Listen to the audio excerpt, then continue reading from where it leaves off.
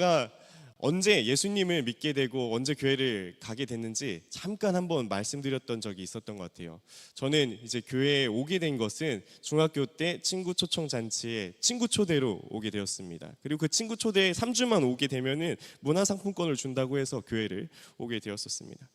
그렇게 교회를 와서 이제 저도 이제 공과라는 것을 이제 처음으로 하게 되었어요. 이제 공과할 때 꼭 필요한 분이 있죠. 누구냐면 바로 선생님이십니다. 선생님께서 저에게 귀에 못이 박히도록 하셨던 말씀이 있으셨는데요. 무엇이었냐면 예수님을 꼭 믿어야 된다.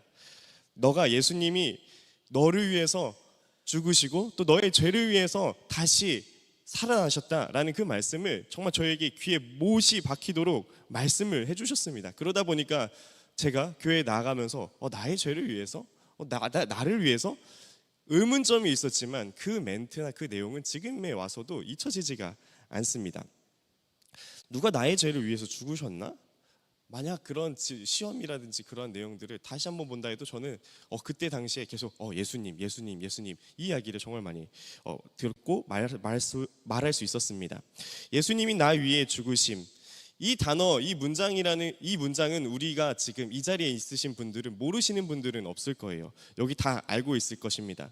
그런데 제가 이제 목사가 되고 나서 어느 날 참 무서운 생각이 드는 부분이 있었습니다. 바로 무엇이냐면 저는 이 복음에 대해서 학부 때부터 대학원 때까지 참 많은 시간 동안 공부하고 배우고 또 지금도 계속적으로 공부하면서 이 말씀을 묵상하다가 때로는 와닿지 않은 경우가 발생하게 됩니다. 이 와닿지 않을 때가 정말 무섭더라고요. 그리고 이 복음에 대해서는 주일마다 우리가 듣지 않습니까? 이 자리에서도 듣지 않습니까? 주일에도 수십 번, 수백 번 계속적으로 듣는데 이 복음이라는 말이 이상하게 마음에 안 와닿을 때가 있더라고요. 왜 그럴까? 복음이 시시해진 걸까? 맨날 똑같은 말을 하니까 그런 걸까? 아닙니다. 제가 이걸 이미 아는 정보로서 제 머릿속에 저장해 놨다라는 것을 느꼈습니다. 그 이유에서였습니다. 예를 들어서 우리가 컴퓨터에 보면 그 폴더를 만들지 않습니까? 근데 그 폴더에 복음이라는 그 파일을 저장해 놓고 다시는 그 폴더를 열지 않는 거예요.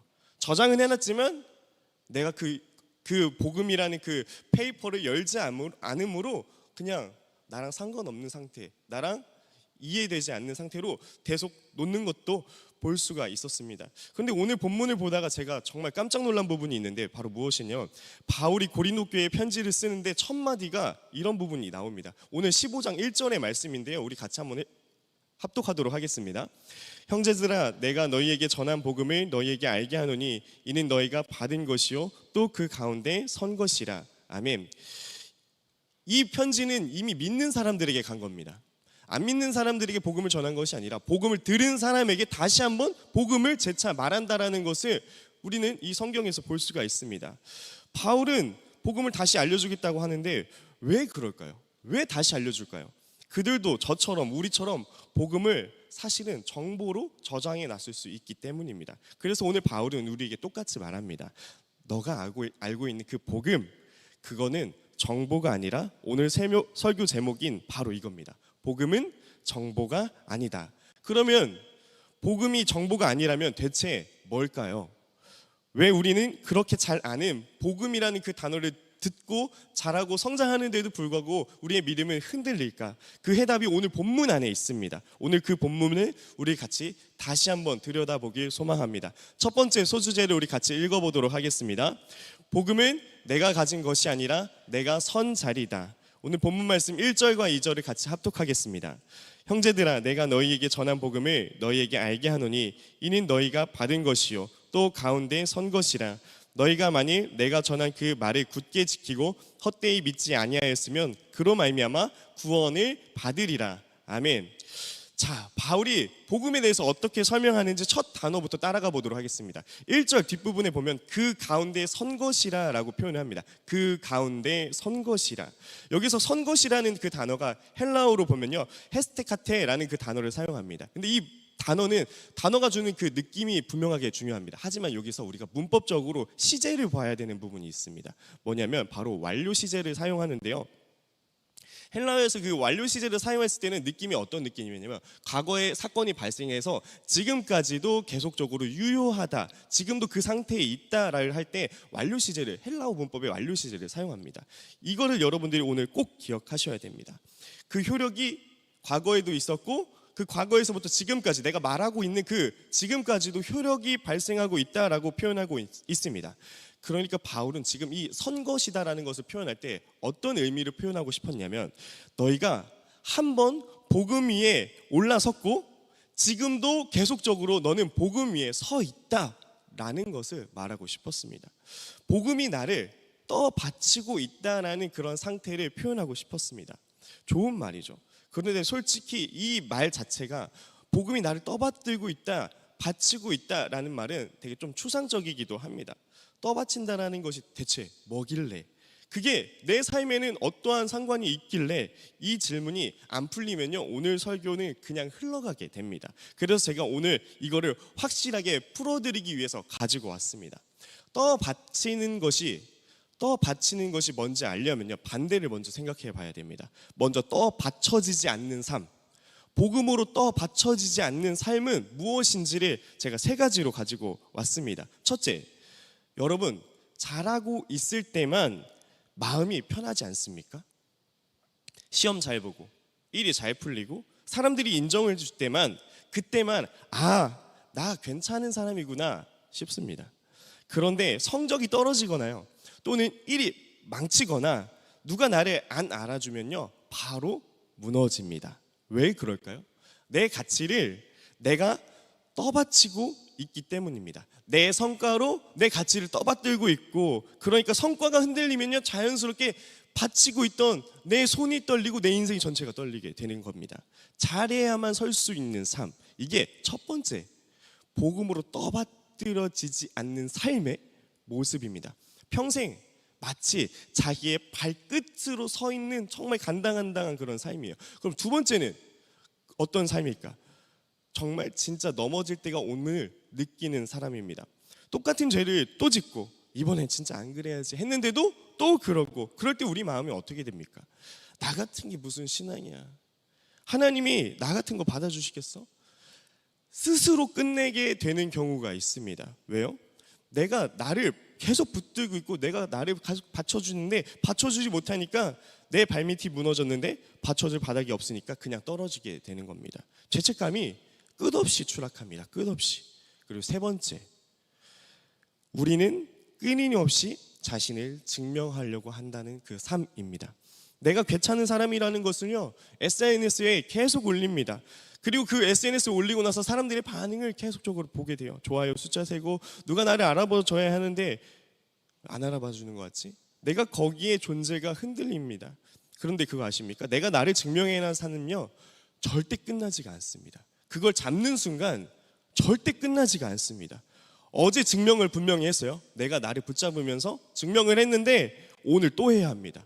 평생 면접 보는 인생을 사는 것처럼 계속적으로 그렇게 증명해야 됩니다. 이 세 가지, 방금 드렸던 이 세 가지, 잘해야만 서는 삶, 넘어지면 추락하는 삶, 평생 나를 증명해야 되는 그 삶, 이게 다 뭡니까?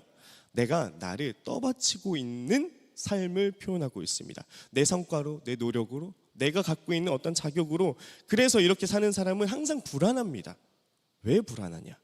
내가 나를 바치는 건요 내가 흔들리면 같이 무너지기 때문에 불안할 수밖에 없습니다. 그런데 바울은 지금 뭐라고 하고 있죠? 너희가 어디에 서 있다? 복음 가운데 서 있다라고 말하고 있습니다. 지금 바치고 있는 건 뭡니까? 나를 바치고 있는 건 복음이라고 정확하게 말을 하고 있습니다. 이제 어떤 뜻인지 명확하게 조금씩 구체화되고 있지 않습니까? 떠받친다는 건 이겁니다. 잘해야만 서 있는 것이 아니라 잘 못해도 그 자리에 있는 거예요. 내가 성과가 무너져도 그 밑에 복음이 있으니까 떨어지지 않습니다. 넘어져도 끝까지 추락하지 않는 거예요.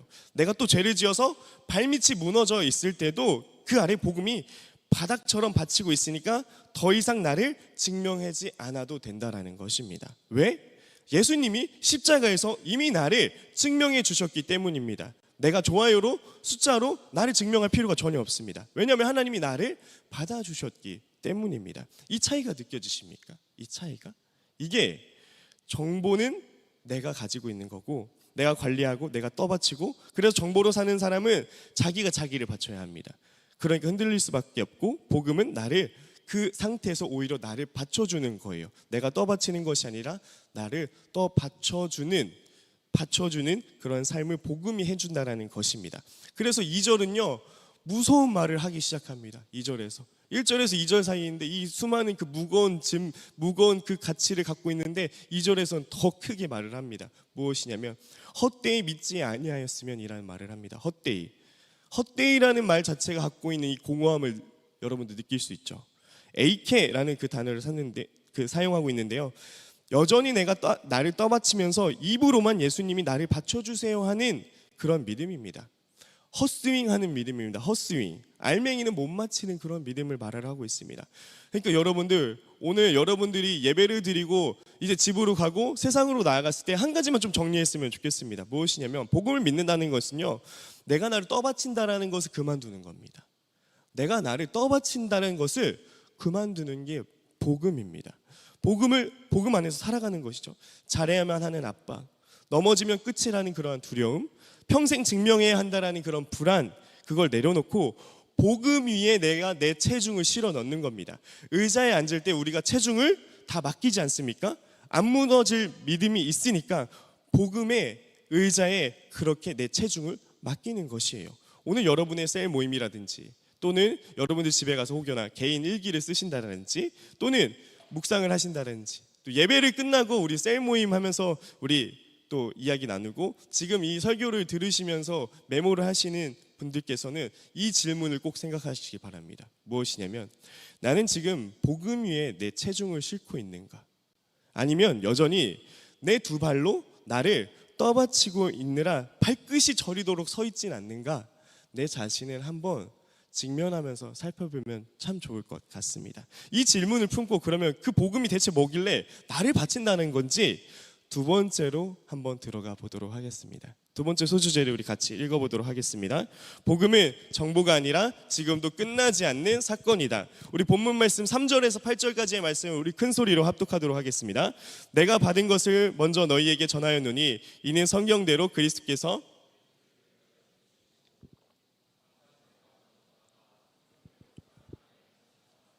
게마에게 보이시고 후에 12 제자에게와 그 후에 500여 형제에게 일시에 보이셨나니 그 중에 지금까지 대다수는 살아있고 어떤 사람은 잠들었으며, 그 후에 야고보에게 보이셨으며, 그 후에 모든 사도에게와 맨 나중에 만삭되지 못하여 난 자 같은 내게도 보이셨느니라. 아멘. 자, 그러면 그 복음이 대체 뭐길래 나를 떨어지는 건가? 여기가 오늘의 진짜 킥입니다. 먼저 질문 하나. 여러분, 정보랑 사건이랑 어떻게 다른지 아십니까? 이 차이가 오늘 복음을 이해하는 데 되게 중요하거든요. 정보랑 사건.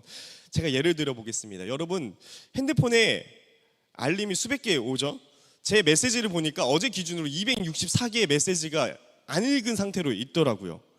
왜 안 읽었을까? 쓸모가 없어요. 내용을 보시면 알겠지만 광고, 토스, 김재덕님 금리가 내려간 정부 지원 대출 상품이 있어요. 김재덕님도 받을 수 있는지 확인해 보세요. 확인 안 해도 돼요. 필요가 없습니다. 그래서 읽지도 않았어요. 그 다음 거 볼까요? 현대캐피탈, 신형 그랜저, 지금이 친차 렌트 타이밍, 완전히 새로워진 신형 그랜저. 고민되시나요? 저 고민 안 됩니다. 고민되지 않아서 읽지도 않고요, 보내지도 않았어요. 왜 제가 이런 행위를 하면서 264개를 찍었을까요? 왜 계속 차곡차곡 모을까요? 나랑 상관이 없으니까. 나랑 상관이 없으니까 답변도 안 하고 전화도 안 하고 읽지도 않습니다. 그게 정보입니다. 나랑 상관이 없는 거. 그게 정보입니다. 내가 몰라도 내 인생이 똑같이 잘 굴러가는 거예요. 그런데요, 똑같이 핸드폰에 문자가 울렸는데 만약에 화면에 웹 발신이라며 최종 합격을 진심으로 축하드립니다 문자가 온다면, 여러분들 이것도 그냥 일십하실 건가요? 아니면 안 보시나요? 쓱 내리시나요? 못 내리죠. 못 내립니다. 그 순간 심장이 쿵 하고 떨어지고 손이 떨려서 이 화면을 3번 이상은 볼 거예요. 분명히 캡처해서 부모님께 보내드리고 단톡방에 보내드리고 엄마한테 전화하면서. 그날 하루가 어떻겠습니까? 아니, 나의 인생의 그 알림, 그 전과 후로 갈라져진다는 것을 느끼게 됩니다. 이게 정보일까요? 사건일까요? 사건입니다. 정보는 내가 쓱 보고 넘기지만 사건은 나를 흔들어 버립니다. 내 의사랑 상관없이 일어나고 일어난 다음에는 나를 바꿔버리게 됩니다. 자, 그러면 바울은 지금 전하는 것이 뭐냐? 3절 4절에 있습니다. 그 3절 4절을 우리 같이 합독하겠습니다. 내가 받은 것을 먼저 너희에게 전하였노니 이는 성경대로 그리스도께서 우리 죄를 위하여 죽으시고 장사 지낸 바 되셨다가 성경대로 사흘 만에 다시 살아나사. 아멘. 바울은 지금 교리를 설명하는 게 절대 아니죠. 일어난 일을 보고하는 거예요. 일어난 일을. 죽었다, 묻혔다, 살아났다. 이거는 그냥 이건 사건이죠. 그런데 여기서 진짜 놀라운 게 하나 있습니다. 저도 이거를 발견하고 되게 좀 소름 돋는 문법이었는데요. 3절에서 8절까지 보면요, 여기 동사가 4개가 나옵니다. 죽으셨다, 장사되셨다, 살아나셨다, 보이셨다. 그런데 헬라어 원문을 보면요, 바울이 아주 이상한 표현을 여기에 쓰기 시작하게 됩니다. 헬라어에서 부정과거라는 그 문법을 사용하는데요, 이 부정과거는 그냥 단순하게 그냥 과거의 사건을 말할 때 쓰는 문법입니다. 했다, 그랬다, 그러셨다, 이런 의미입니다.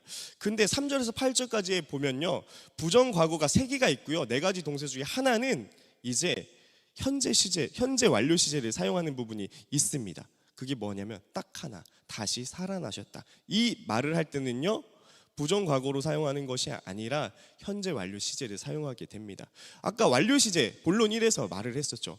서 있다, 그 복음 안에 서 있다라고 했을 때 현재 완료 시제를 사용한다 했잖아요. 여기서도 현재 완료 시제를 사용합니다. 살아나셨다. 예수님 2000년 전에 부활하셔서 살아나셨잖아요. 그럼 부정과거로 써도 돼요. 그 당시에도 과거입니다. 그렇기 때문에 살아나셨다라고 표현하면 되는데, 바울은 구분해서 살아나셨고 지금까지 계속 살아계시다를 표현하고 싶었어요. 지금까지 우리와 함께 내 옆에서 살아가고 계신다라는 것을 표현하고 싶었습니다. 이 문법 하나로 그 표현을 구분해서 이해할 수가 있습니다. 부활은 2000년 전에 끝난 옛날 이야기가 아니라는 것이고요, 지금 이 순간에도 살아서 작동하는 사건이라고 우리는 말할 수 있습니다. 자, 그럼 이게 오케이, 알겠어, 정보로 만약 들었다면 쓱 하고 넘기겠죠. 근데 이걸 사건으로 제가 계속 가져오는 거, 그럼 사건 안에서 생각해 봤을 때 이게 그럼 나랑 무슨 사건이냐, 나랑 무슨 상관이 있냐, 여기가 진짜 정말 중요합니다. 여러분, 우리가 복음이 안 와닿는 진짜 이유가 뭔지 아십니까? 복음을 끝난 정보로 저장해 놨기 때문입니다. 아까 제가 맨 처음에 앞서 말씀드렸던 그 폴더에 복음이라는 것을 저장했던 것처럼 복음이 와닿지 않는 것은요, 단순해요. 끝난 정보로 내가 저장해 놨기 때문입니다. 예수님이 2000년 전에 나를 위해 죽으셨다, 과거형, 끝난 일. 그러니까 박물관에 유물 보듯이 그냥 봅니다. 아, 그런 일이 있었구나, 감동이고 그냥 잠깐이고 그렇게 흘러갑니다. 생각해 보세요. 우리가 돌아가신 분 사진을 돌아가신 분 사진에서 우리를 바꿀 수가 없습니다. 돌아가신 분은 끝입니다. 바꿀 수가 없습니다. 그립긴 한데 그 사진이 나한테 말을 걸지는 않습니다. 그런데 살아있는 사람은요, 다릅니다. 살아있는 사람은요, 지금 내 앞에서 나를 보고 나를 부르고 나한테 반응합니다. 복음이 정보라면요, 그건 사진이라고 말할 수밖에 없고 그냥 추억으로만 끝나게 됩니다. 그런데 복음이 사건이라면, 부활이 지금도 진행 중이라면 그분은 지금 살아서 여러분들을 보고 계시고 여러분의 인생에 지금 계속적으로 개입하고 있다는 겁니다. 그러니까 복음은 여러분이 이해하고 동의해야 할 정보는 아니고요, 여러분 없이 이미 일어나 버린 또 사건입니다. 그 사건이 지금도 살아있어서 여러분들의 삶 속에 계속적으로 개입하고 지금 이 순간에도 그 복음, 예수 그리스도 그 자체가 우리와 함께한다는 것입니다. 정보는 내가 판단합니다. 아까 보셨던 저의 그런 신형 그랜저 내용들, 이거 믿을까 말까? 정보는 내가 판단합니다. 그런데 사건은요, 나를 흔듭니다. 나를 흔들어 버립니다. 합격 통보 앞에서 이걸 믿을까 말까 따지지 않지 않습니까? 그냥 무너지고 그냥 일어서지 않습니까? 오늘 이 복음 또 알림처럼 쓱 내리지 않으시길 바랍니다. 살아계신 하나님께서, 살아계신 예수님과 성령님께서 지금 여러분들을 보고 계시고 함께 그의 삶 속에, 여러분들의 삶 속에 개입하고 있습니다. 말씀을 정리하겠습니다. 오늘 우리는 2가지를 봤습니다. 첫 번째, 복음은 내가 나를 떠받치는 것이 복음은 내가 나를 떠받치는 것이 아니라 복음이 나를 떠받쳐준다라는 것입니다. 이게 바뀌면 안 돼요. 바뀌면 흔들릴 수밖에 없어요. 불안할 수밖에 없습니다. 두 번째, 복음은 끝난 옛날 이야기가 아니라 지금도 살아서 나를 부르는 사건이라는 것.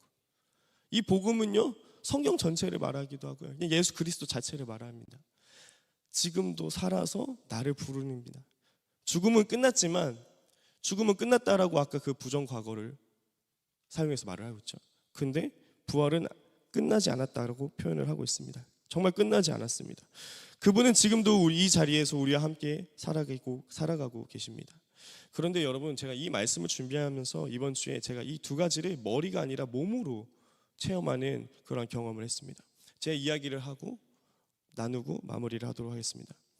여러분 아시죠? 제가 저번 주에 여러분들 앞에서 이제 고백하고 셋째를 가졌다라고 이제 이야기를 하고 간증을 했지 않았습니까? 저번 주에 그리고 저는 이제 휴가를 냈습니다. 휴가를 내고 그 전에 제가 여러분들에게 또 선포했던 가족과 함께하는 선교, 그렇게 해서 이번에 대전의 개척교회를 섬기러 이제 국내 선교를 가족끼리 같이 다녀왔습니다. 우리 단기팀도 7월에 갈 곳이에요. 우리 대한민국 팀도 그곳에 가서 이제 평생의 가족 첫 특송을 했습니다. 평생의 가족 첫 특송을 했습니다. 근데 반전은 무엇이냐면 사랑이가 결국 한 소절도 안 부르고 저한테 매미처럼 붙어 있었다라는 것입니다. 그리고 집에 와서 어떤 말을 한지 아십니까? 아빠, 우리 특송은 안 해? 라고 물어보는 거예요. 매우 당황케 했습니다, 저를. 그런데 그 선교 가기 직전에 월요일에 이제 병원을 갔습니다. 병원을 갔는데 초음파에 이제 아기집이 없는 거예요. 아기집이 보이지가 않았습니다. 그래서 이제 피 검사를 해야 된다라고 하는 거예요. 그래서 피 검사를 이제 해서 수치를 비교해야 된다고 합니다. 그리고 선교 기간이었잖아요, 저에게는.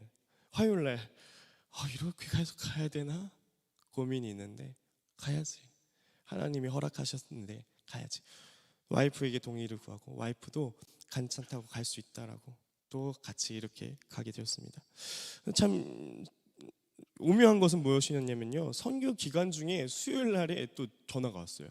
병원에서 뭐라고 했냐면 간호사분이 좀 피 검사 했는데 좀 궁금하실까 봐 전화를 드렸어요. 저희 궁금하긴 하지만 저희가 물어볼 수는 없었잖아요. 근데 먼저 전화가 와가지고 사실 지금 수치가 좀 많이 났습니다 라고 하는 거예요. 그래서 목요일 날 다시 검사해서 비교해 봐야 된다고 이렇게 하셨습니다. 이게 일주일 안에 계속 점 찍듯이 있었던 겁니다. 목요일에 다시 검사해서 비교해야 된다고. 왜 하필 이 전화를 선교지에서 받는 거지? 검사했을 때 그 자리에서 뭐 말해주면 되지 않나? 근데 왜 이걸 선교지에서 선교 활동을 하고 있는데 이야기를 할까? 별 생각이 다 드는 거예요. 왜 이 타임일까? 왜 하필 이 타임일까?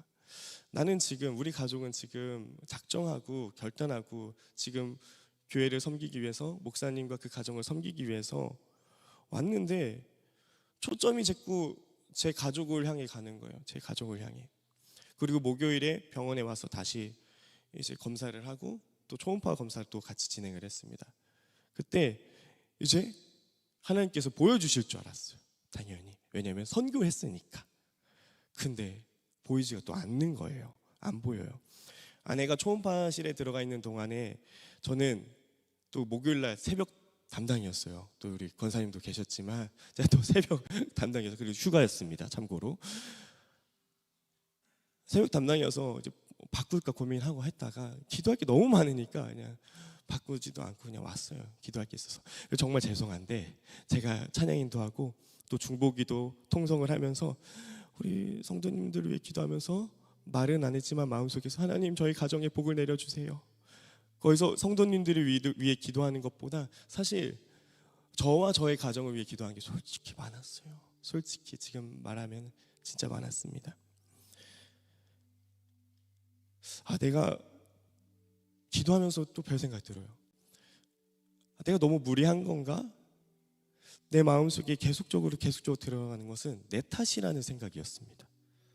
휴가 때 그냥 진짜 쉴 걸 그랬나? 쉬는 것도 휴가라고, 쉬는 것도 사역이라고 하는데 내가 휴가 때 너무 무리해서 가족끼리 단기 선교 간다고 하고 임신 초기인데 무리한 거 아닌가? 내가 너무 밀어붙인 거 아닌가? 너무 많이 생각했습니다. 사실 뭐 휴가 때 말씀드렸지만 화요일, 목요일, 금요일 교회 나왔어요. 전도사님 마주치면은 목사님 왜? 라고 하실 것 같아서 안 걸리게 해서 돌아다녔다가 청년들한테 걸렸습니다. 목사님 여기 왜? 이러면서.